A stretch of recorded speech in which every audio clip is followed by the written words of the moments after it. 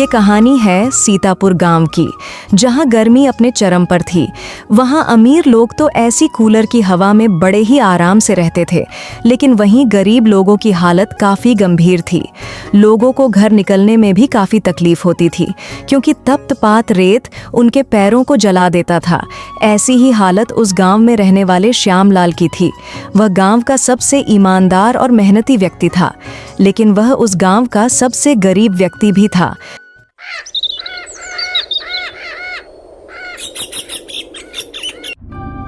ये सूरज भी ना अपनी धूप से मेरी सारी फसल को नष्ट करने आतुर रहता है, पर मैं कर भी क्या सकता ही। अब तो जो भी मिले वो मेरे लिए पर्याप्त है। तभी वहां हाथ में लौटा लिए श्यामलाल की पत्नी उर्मिला वहां आती है। ऐ जी, थोड़ा आराम कर लो, काफी तेज गर्मी पड़ रही है। खेत में बीजों से अंकुर तो निकल आया है भाग्यवान, लेकिन इन्हें समय पर पानी नहीं मिला तो ये मुरझा जाएंगे। इधर नहरों और कुओं का सारा पानी सूख गया है। अब फसल में पानी कहां से दूं? मेरे कुछ समझ नहीं आ रहा है। मेरी मानो तो आप बगल की खाली जगह में एक कुएं का निर्माण कर लो, क्योंकि अभी तो गर्मियां शुरू ही हुई हैं और अभी से ही नहरों व कुओं का पानी सूखे जा रहा है और जल्द ही सारा पानी सूख जाएगा। तुम शायद सही कह रही हो उर्मिला। मैं अपनी खाली जगह में एक कुआं खोदने का काम शुरू कर देता हूँ, क्योंकि समय पर हमें पर्याप्त पानी तो मिल ही जाएगा। उसी गांव में श्यामलाल का बड़ा भाई भी रहता था, जिसने बेईमानी के पैसों से अपनी महल जैसी हवेली खड़ी कर ली थी। वह जितना बेईमान था उतना ही नियत का बुरा भी था। देखो नरेश भाई, इस गांव में सबसे बड़ी राशन की दुकान मेरी है, और वो भी मिलावटी राशन की, लेकिन आज तक कोई भी पता नहीं कर पाया। पर भाई, तेरा छोटा भाई तो अभी भी गरीब और मजदूर है। तुमने कभी अपने भाई को अपने जैसा अमीर बनाने की नहीं सोची? अब क्या बताऊं, वो मेरा बड़ा भाई आज भी ईमानदारी की दुनिया में जी रहा है। वह कहता है कि बेईमानी और हराम का पैसा घर नहीं रुकता, और देखो मेरे घर कितना पैसा है। आप अपने भाई से मदद क्यों नहीं मांग लेते? उनके पास तो कितनी शौहरत है। देखो, मुझे बेईमानी का एक भी पैसा नहीं चाहिए।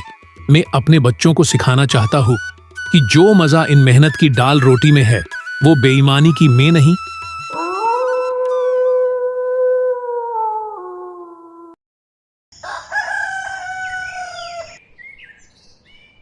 बाहर तापमान बहुत अधिक था। श्यामलाल के माथे का पसीना उसकी हालत को बयां कर रहा था। वह तपतपाती धूप में अपने खेत की तरफ जाता है। तभी उसे इत्तेफाक से उसका बड़ा भाई रास्ते मिलता है। वह श्यामलाल से कहता है, श्यामलाल, अब भी मेरी बात मान जा और मेरे कहे अनुसार चल, वरना तेरी हालत तो दिन प्रतिदिन खराब होती जा रही है। आखिर और कब तक अपने परिवार को यूं ही फटे टूटे कपड़े सूखी रोटी में रखेगा? इस ईमानदारी के रास्ते को छोड़कर मेरे साथ हाथ मिला ले। तुम्हारे पास सब कुछ है भैया, मगर एक चीज नहीं है, वो है सुकून। तुम अपने बच्चों को यही सिखा रहे कि झूठ बोलो, लोगों को ठगो। देख लेना भाई, पैसा बहते हुए पानी के समान है, जो कि एक जगह नहीं रुकता। ये जब तक तुम्हारे पास है तब तक तुम्हें राजा बना के रखेगा, मगर ये जब तुम्हारे पास नहीं रहेगा तो ये पैसा तुम्हें राजा से रंक बना देगा।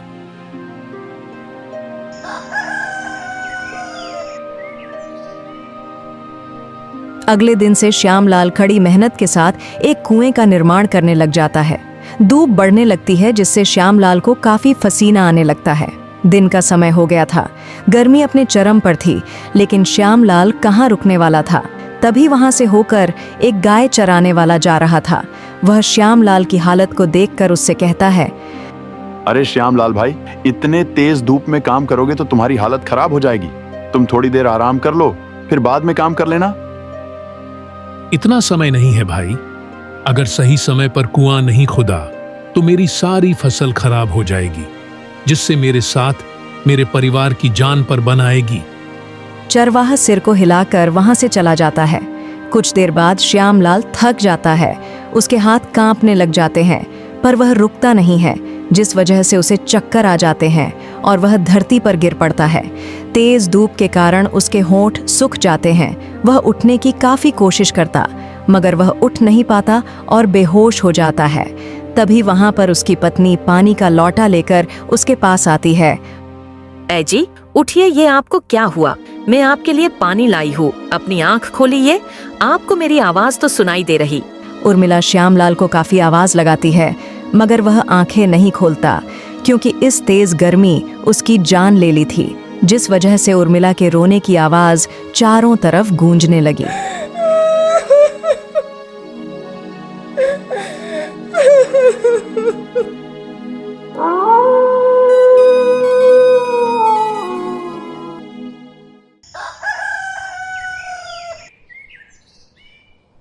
श्यामलाल की मौत के बाद अब घर की सारी जिम्मेदारी उर्मिला के कंधों पर आ गई थी। पति की मौत ने उसे पहले ही तोड़ दिया, ऊपर से बच्चों की बातें उसके कलेजे चीर रही थीं। उसके कुछ समझ नहीं आ रहा, उसे अब चारों तरफ अंधकार नजर आता है। तभी वह अपने आप से कहती है, श्यामलाल जी, मैं हार नहीं मानूंगी। आपने जो काम अधूरा छोड़ा था, अब मैं उसे पूरा करूंगी।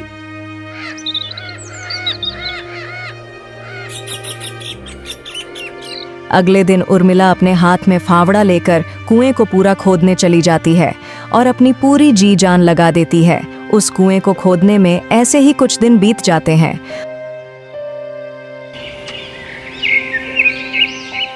और एक दिन वो उस कुएं को पूरा खुद देती और भगवान की कृपा से उसमें पानी भी निकल आता है। उर्मिला की मेहनत की लोग काफी प्रसन्नता करते हैं, मगर वहीं टिंकू यह सब देखकर तंग रह जाता है और उसके अंदर लालच भर आता है। शालू, अब पानी की समस्या बढ़ती जा रही है। सारे कुएं और नाले सूखे जा रहे हैं। इस समय लोगों के पास पर्याप्त पानी भी मौजूद नहीं है। अगर ऐसे में अपना पानी का व्यापार शुरू कर दूं, तो पैसा ही पैसा आएगा। मगर आप पानी का व्यापार कैसे करेंगे? हमारे पास भी बस पीने लायक पानी आता है और उसे भी आप बेच दोगे तो हम तो वैसे ही मर जाएंगे। अरे शालू, मरे हमारे दुश्मन, हम क्यों? तुम्हें पता भी, उर्मिला ने कुएं का निर्माण कर लिया है और उसमें पानी भी निकल आया है। अब देखो मैं क्या करता हूँ। फिर टिंकू उर्मिला के पास जाता है और उससे कहता है, अरे उर्मिला, मुझे यह बात कहने में काफी दुख हो रहा कि जो कुएं वाला खेत है वो पिताजी ने मेरे नाम किया था और अब वो जमीन किसी कारण बस मुझे चाहिए। टिंकू जी, ये आप क्या कह रहे हो? अगर वो जमीन तुम्हारे नाम थी तो तब जायदाद का बंटवारा हुआ था, तो तब तुमने वो जमीन क्यों नहीं ली? और तुम्हारे भाई ने भी मुझे इस बारे में कुछ नहीं बताया। फिर भला वो जमीन तुम्हारी कैसे हो गई? देख उर्मिला, मैंने श्यामलाल भाई की गरीब हालत को देखकर वह जमीन उन्हें फसल करने को दी थी, लेकिन अब मुझे मेरी जमीन वापस चाहिए। अगर आपको विश्वास नहीं तो ये कागज देख लीजिए। देखो टिंकू, भाई साहब, मैं तो इतनी पढ़ी लिखी हूँ नहीं, पर आप मुझे ये कागज दे दो। मैं सुबह होते ही मुखिया जी के पास जाऊंगी ये कागज लेकर। जैसी तुम्हारी मर्जी। अच्छा तो अभी मैं चलता हूँ, कल मिलते हैं मुखिया जी पास।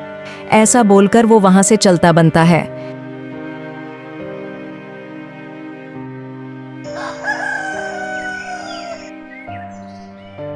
फिर जैसे सुबह होती है तो उर्मिला उन कागजात को लेकर मुखिया जी के पास चली जाती है, लेकिन उसे क्या पता था कि मुखिया भी टिंकू से मिला हुआ है। मुखिया जी, आप मुझे यह पढ़कर पटाए कि इस कागजात पर क्या लिखा, और जो भी लिखा है वो असली है या फिर नकली। देखो उर्मिला बहन, इन कागजातों पर साफ साफ लिखा है कि तुमने जिस जमीन पर कुएं की खुदाई की है वो जमीन टिंकू की है, इसलिए जब भी टिंकू का मन करेगा वो इस जमीनें ले सकता है। मुखिया की बातें सुनकर उर्मिला दुखी मन के साथ अपने घर आ जाती है और उस जमीन को टिंकू को दे देती है, और टिंकू अपने मन में बहुत खुशी के साथ अपने घर आ जाता है।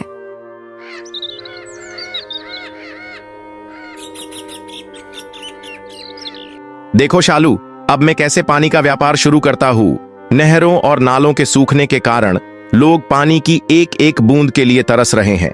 आखिर मेरी बनाई गई योजना कम कर गई। और आप कर भी क्या सकते हैं? बेईमानी करने के अलावा आपको और भी कुछ आता भला? ज्यादा ईमानदारी दिखाने की जरूरत नहीं है। मेरे सामने आज जो तुम इतने महंगे कपड़े व जेवर पहन रही हो वो मेरी बदौलत ही है। फिर टिंकू अपने आदमियों से कहकर यह खबर सारे गांव में फैला देता है कि पानी का समाधान हो गया है। सुनो भाइयों, अब सारे गांव की पानी की समस्या टिंकू भैया ने हल कर दी है। अब जिसे भी पानी चाहिए वो पैसे लेकर कुएं पर पहुंच जाओ। कौन बेच रहा है पानी इस गांव में? टिंकू बेच रहा है पानी। उसके नौकर कह रहे थे कि जिसे भी पानी चाहिए पैसे दो और पानी ले जाओ। पर ये तो वही कुआं है ना जो उर्मिला बहन ने खोदा था। हाँ भाई साहब, ये वही कुआं है जो उसकी मेहनत और लगन के कारण इसमें पानी आ पाया। हाँ, मुझे भी पता है। उर्मिला बहन ने कड़ी मेहनत की। सारे ईंट पत्थर उठाकर उसने इस कुएं का निर्माण किया। लेकिन इस कुएं पर टिंकू का आधिपत्य कैसे हो गया? जब ये खबर उर्मिला के कानों तब पहुंची तो वह बहुत दुखी होती है, क्योंकि उसने इस कुएं को इतनी मेहनत के साथ खोदा। उसे अब कोई और पैसे कमाने का साधन बना रहा है।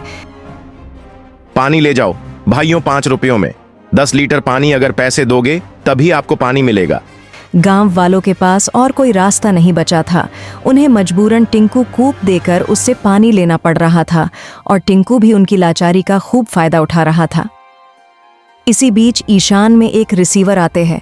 उनके चेहरे पर एक अलग सा तेज दिखाई पड़ रहा था, लेकिन गर्मी के कारण उनके सिर से पसीना बूंद बूंद कर कर टिपक रहा था और प्यास के कारण उनका कंठ सूखा पड़ गया था। वो पानी पीने के लिए उस कुएं पर पहुंच जाते हैं जो उर्मिला ने खोदा था, लेकिन वहां पहले से ही टिंकू अपनी नजरें गड़ाए बैठा था। बेटे, थोड़ा पानी दे दो, ऊपर वाला तुम्हारा भला करेगा। पैसे दोगे तभी आपको पानी मिलेगा। बेटे, मेरे पास आशीर्वाद के अलावा देने को और कुछ नहीं है। तो जाओ यहां से, यहां कोई दान धर्म नहीं चलता। पैसा दोगे तभी पानी मिलेगा, वरना नहीं। रिसीवर को टिंकू की बातें तीर की भांति चुभ जाती है, पर वो कर भी क्या सकते थे। इसलिए वो उदास होकर वहां से चले जाते हैं और गांव में जाकर वो जल मांगने लगते हैं। बेटी, मुझ असहाय गरीब साधु को एक लौटा जल मिलेगा। पीने के लिए बड़ी तेज प्यास लगी है। माफ करना रिसीवर, हमारे पास तुम्हें देने को जरा भी जल नहीं है। हम खुद पैसों से जल खरीद कर लाते हैं। इसी प्रकार वे रिसीवर घर घर जाकर पानी मांगते हैं, लेकिन कोई उन्हें पानी नहीं देता। अंत में थक हार कर रिसीवर गांव के सबसे गरीब घर का पास पहुंचे और वो घर था उर्मिला का। वो गरीब जरूर थी, लेकिन दिल की बहुत अमीर। वह अपने घर में खाना बना रही थी, तभी रिसीवर की आवाज आती है। कोई है क्या? इस घर में मुझे असहाय को थोड़ा जल मिलेगा। ऐसी आवाज सुनकर वो अपने घड़े से बचा कुचा पानी लेकर आर्शिवर को दे देती है। फिर रिसीवर पानी को पी लेते हैं और उर्मिला से कहते हैं, बेटी, उर्मिला में आते गांव में 1 लोटा पानी के लिए डोला, मगर किसी ने भी मुझे पानी नहीं दिया। मगर तुम मेरी आवाज सुनते ही पानी लेकर आ गई। मैं तुम्हारा यह एहसान कभी नहीं चुका पाऊंगा, मगर मैं तुम्हें आशीर्वाद स्वरूप ये मिट्टी का गड़ा देकर जा रहा हूँ। तुम इसे अपने पास रखना। अरे नहीं नहीं रिसीवर, भला मैं इस घड़े का क्या करूंगी? वैसे भी मेरे कुछ सामान भी नहीं है जो मैं इसमें रखूंगी। आप इसे किसी जरूरतमंद को दे देना। बेटी, ये कोई साधारण घड़ा नहीं है। ये तो मेरी तपस्या का फल। में इसे किसी सच्चे और जरूरतमंद इंसान को देना चाहता था, जो कि तुम हो। तुम इस घड़े से जो कुछ भी राशन, फल, फ्रूट मांगोगे, ये तुम्हें वही देगा। जब तुम्हारा मांगना पूरा हो जाए तो इसे इसके ऊपर रखे ढक्कन से ढक देना। ये तभी बंद होगा, वरना ये कभी नहीं रुकेगा। उर्मिला उस मटके को ले लेती है। फिर रिसीवर भी वह से चले जाते हैं।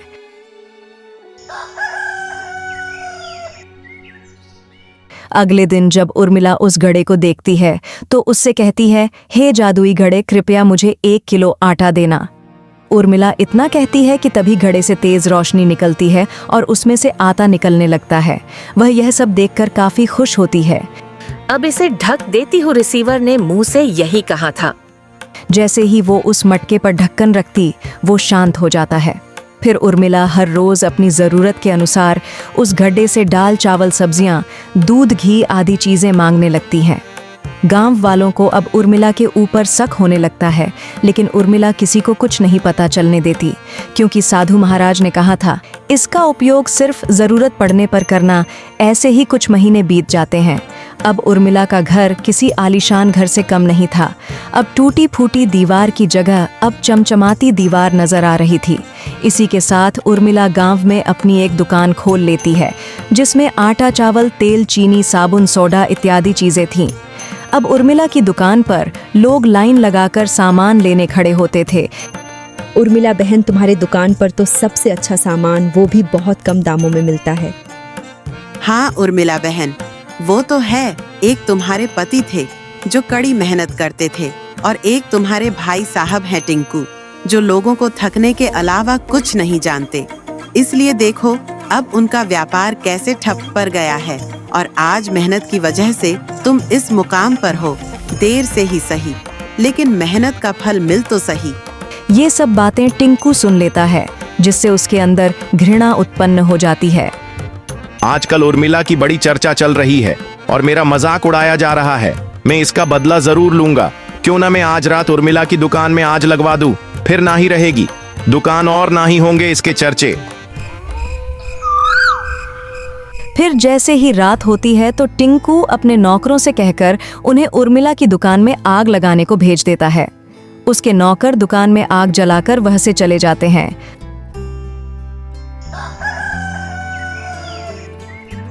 जब सुबह होती तो यह तेजी से फैल जाती है कि उर्मिला की दुकान जलकर राख हो गई। यह किसी तरह उर्मिला के पास पहुंच जाती है। वो ऐसा सुनकर अंदर से टूट जाती है, लेकिन वो हिम्मत नहीं हारती। वह जादुई मटके के पास जाकर फिर से ढेर सारा सामान मांगती है और अपनी नई दुकान का निर्माण करती है। नई दुकान को देखकर टिंकू को एक झटका सा लगता है और वह अपने मन में सोचता है, आखिर ऐसे कैसे हो सकता है? मैंने तो उर्मिला की दुकान में आग लगवा दी थी, जिससे इसका सारा राशन जलकर खत्म हो गई था। फिर इतनी जल्दी इसने नई राशन की दुकान कैसे खोल ली? कुछ तो बात है जो हम किसी को पता नहीं है। ये उर्मिला हमसे कुछ तो छिपा रही है। मुझे इसके बारे पता करना होगा।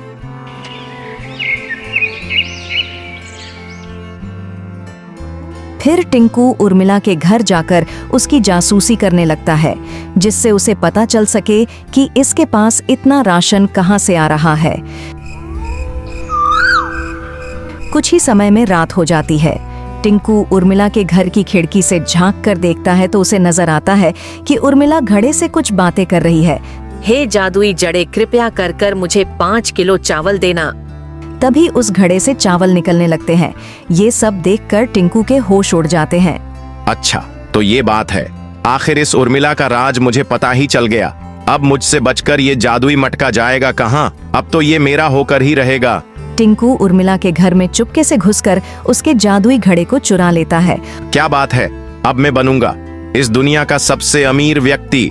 अब तो आगे जिंदगी बड़े शानो शौकत से गुजरेगी। ऐसा सोचकर टिंकू घड़े को लेकर अपने घर पहुंचता है और अपनी पत्नी से, अरे भाग्यवान, देखो मैं ये क्या लेकर आया हूँ।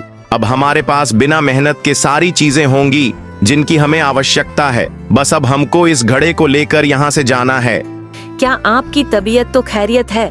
इस गड्ढे का क्या हम आचार डालेंगे? पहले ही हमारे घर बहुत बड़े हैं और आप कह रहे हो कि इसे लेकर यहाँ से दूर जाना है। मैं तुम्हें सब कुछ बता दूंगा। पहले अभी ऐसे चलो मेरे साथ।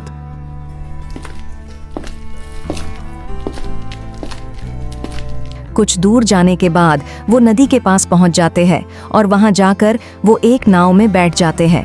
नाव धीरे धीरे चलने लगती है। फिर टिंकू भी शालू को सारी घटना के बारे में बता देता है। क्या ऐसा भी हो सकता है? भला एक गधा ऐसा कैसे कर सकता है? हाँ, ये सच है। मैं तुम्हें अभी दिखाता हूँ। हे जादुई घड़े, मुझे 4 कट्टा नमक दे दो। फिर उस घड़े से नमक निकले लगता है। अच्छा, मुझे बड़ी तेज भूख लग रही है, मेरे थोड़े फल मंगा दो। फिर उस गड्ढे से फल निकलने लगते हैं। धीरे धीरे नाव में भजन बढ़ने लगता है। घड़ा नहीं रुकता क्योंकि उसे ढक्कन से ढका नहीं गया था, जिस वजह से नव में नमक और फल बढ़ते जा रहे थे। अंत में ज्यादा वजन होने की वजह से नाव पानी में डूब जाती है। आखिरकार टिंकू का लालच उसे उसके परिवार के साथ ले डूबा। वहीं उर्मिला के पास भले ही उसका गड़ा नहीं था, पर उसने अपनी ईमानदारी और मेहनत के बदौलत सब कुछ हासिल कर लिया था। तो दोस्तों, इस कहानी से हमें यह शिक्षा मिलती है कि हमें लालच करने से बचना चाहिए, क्योंकि ये हमें धीरे धीरे पतन के रास्ते पर कब ले जाता है हमें पता ही नहीं चलता।